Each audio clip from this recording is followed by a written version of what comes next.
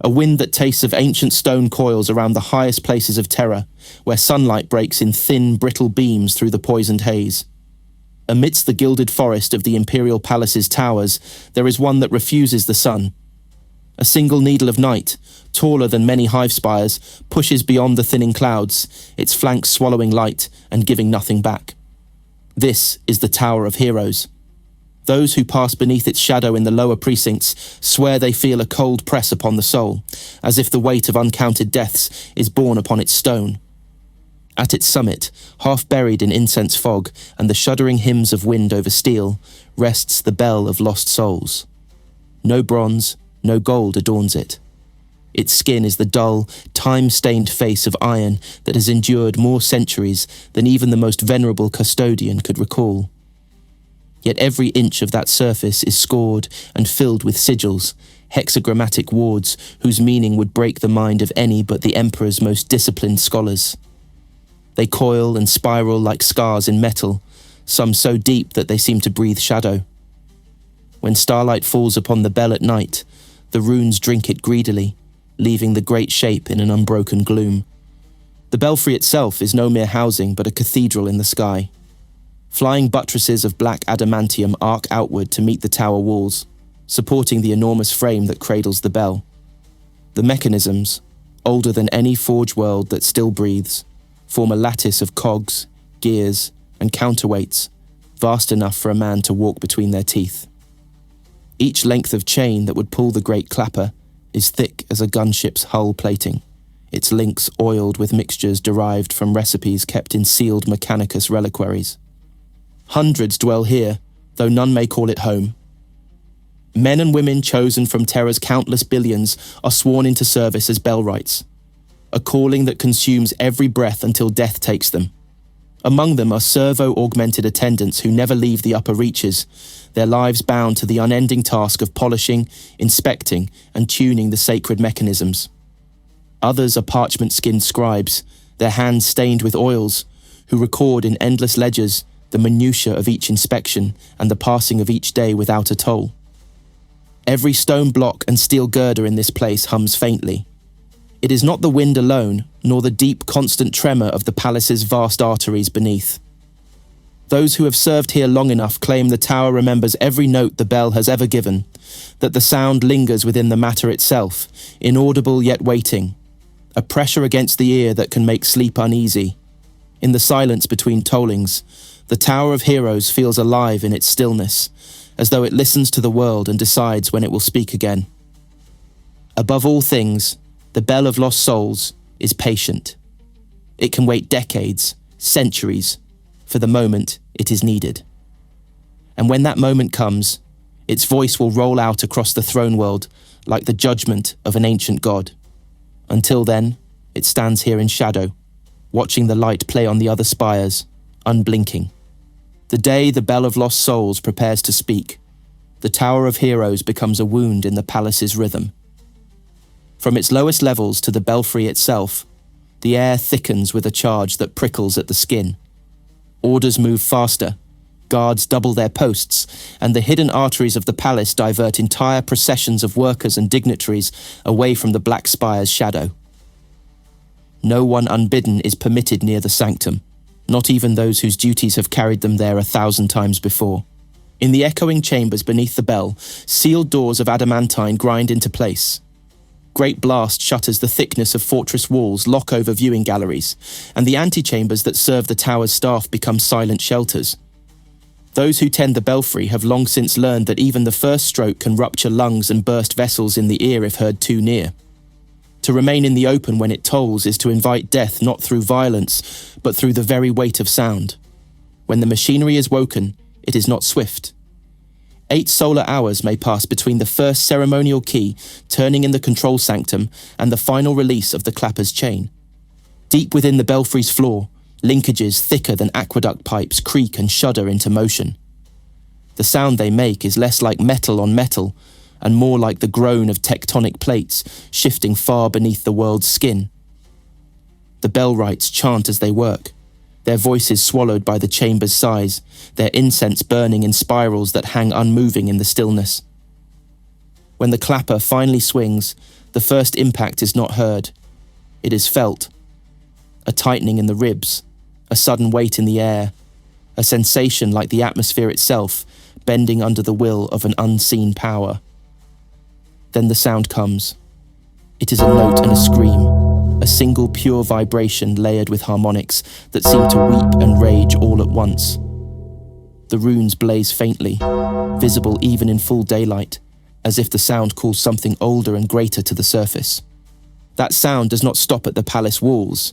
It spills outward, rolling over the hives and the vast continental plains of Terra, carrying through the thin upper air to the fortress monasteries and orbital platforms that girdle the planet.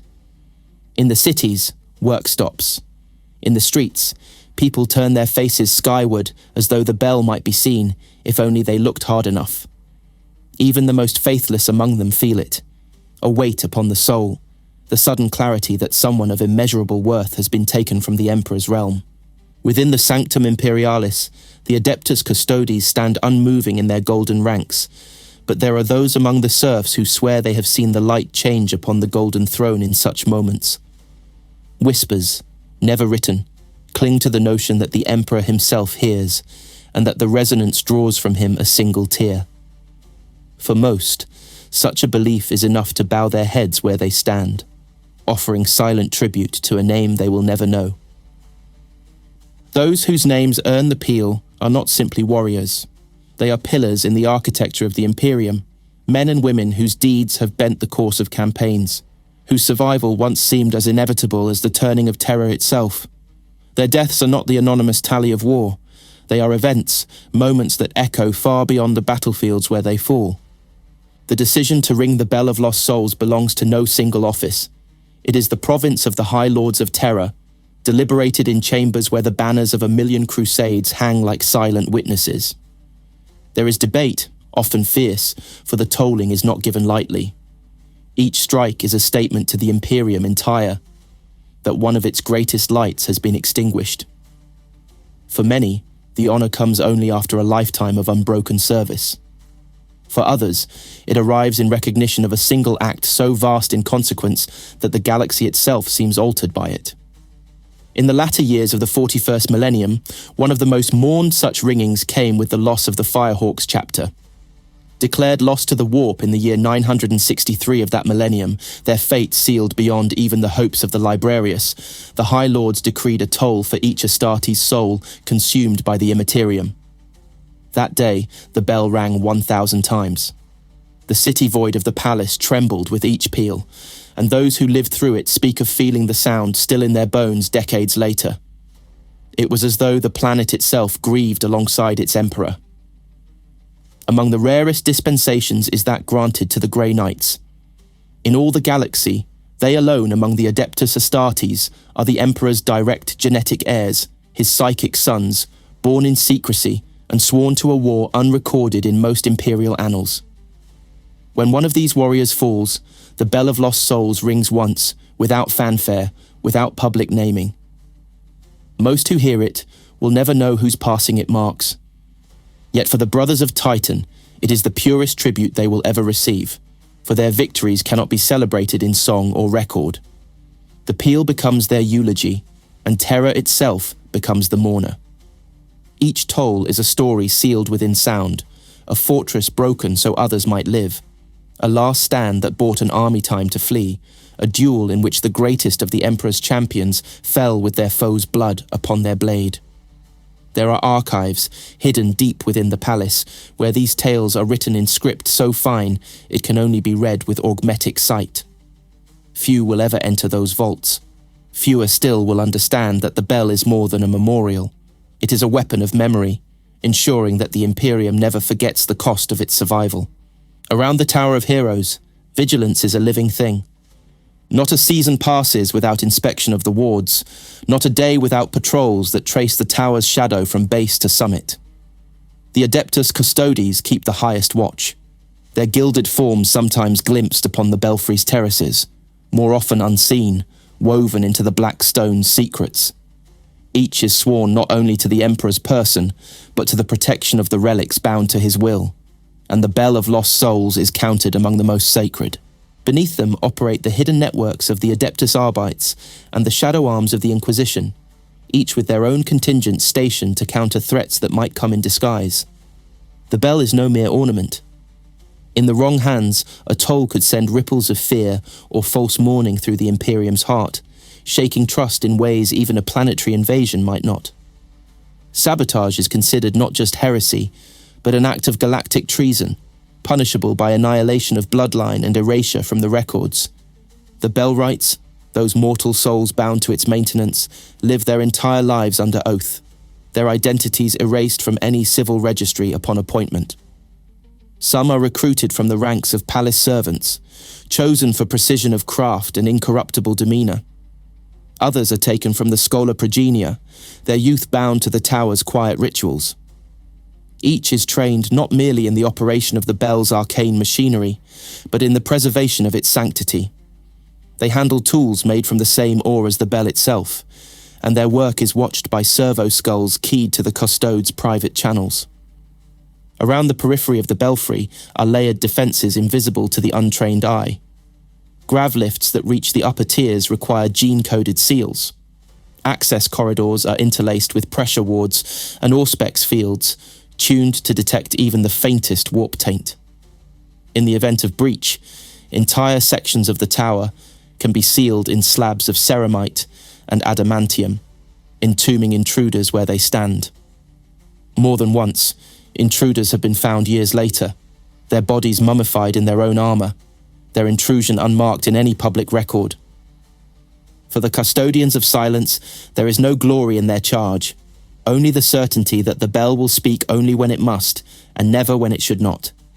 And in the unbroken stillness between tolls, they wait like the mechanisms they guard, patient, tireless, and ready to move with lethal precision at the first stir of command. There are those among the palace's oldest orders who claim that history can be measured by the intervals between the bell of lost souls tolls. In the early millennia after the emperor's enthronement, decades would pass without a single note. The great conflicts of those ages were fought far from Terra's heart, and those who fell often vanished in silence, their deeds preserved only in the annals of their chapters or in the minds of the few who stood beside them. But the galaxy has grown darker. Since the birth of the Cicatrix Maledictum, the peals have come closer together, like a heartbeat quickening in a dying body. No formal record speaks of the first toll, yet the oldest custodians whisper of a day in the heresy's bitter dusk, when the shattered imperial fists returned from the defense of the palace. 50 of Dawn's sons had fallen in the last hours of siege, their sacrifice sealing breaches that would have drowned the throne in traitors' blood. The bell was newly forged then, its runes still sharp, and its first voice rolled over a city still burning from orbital bombardment. They say its note mingled with the smoke and the mourning of millions, carrying the Emperor's grief into the bones of his people. Every toll since has been part of an unbroken chain of remembrance, firehawks, Grey Knights, saints whose names could not be erased even by the Ordo Hereticus, heroes who stood against tides of Xenos so vast that entire sectors might have been consumed without their defiance. Each strike is a nail driven into the coffin of the age, marking a loss that cannot be undone. Among the more fatalistic orders of the Ministorum, there is a prophecy, forbidden from the pulpits yet whispered in the cloisters, that one day the bell will toll not for a single hero, nor a chapter, nor even 1,000 souls, but for the Imperium itself. It will strike a final note so deep that stone will crack across Terra and the void will fall silent, as if the galaxy were pausing to listen. Some imagine this as the herald of the Emperor's rebirth, others as the knell that marks the passing of mankind into whatever fate the warp has prepared. The Tower of Heroes will remain black against the sky until that day comes. The bell of lost souls will rest in its cradling frame, the dust of centuries gathering in the hollows of its runes. And whether its last note is years away or millennia, it waits.